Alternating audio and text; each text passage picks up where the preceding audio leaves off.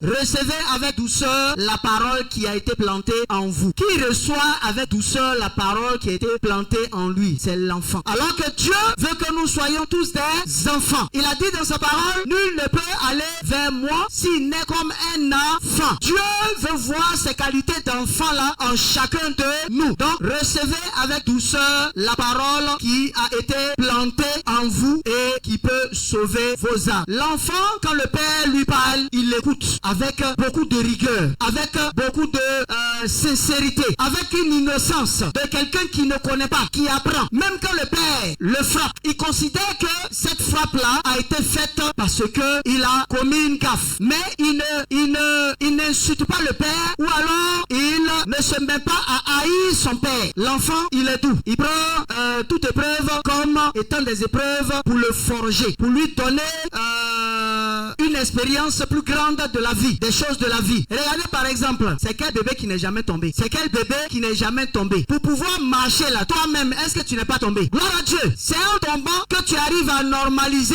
ta marche, pour pouvoir marcher correctement. Il faut comprendre que tomber aussi fait partie du quotidien. On ne t'a pas dit d'aller tomber pour dire, on dit de tomber pour pouvoir me relever. Non. Mais ça peut arriver. Mais c'est pas parce que tu es tombé que tu vas perdre, comme on appelle, toute cette dévotion que tu avais à la base pour le Seigneur. Non. Il faut que ta dévotion reste inchangée. Si Dieu t'a dit qu'il t'a pardonné, considère qu'il t'a pardonné. Continue le chemin. Parce que ça aussi, ça détruit les chrétiens. On se dit, mais Seigneur, tout ce que j'ai fait là, est-ce que toi tu peux me pardonner? Je suis pas sûr. Même quand on lui dira, Dieu t'a pardonné, il dira, non, Dieu m'a pas encore pardonné. Pourquoi? C'est un esprit d'accusation, de culpabilité. Que le Seigneur nous bénisse. Il est important de recevoir la parole dans un cœur d'enfant.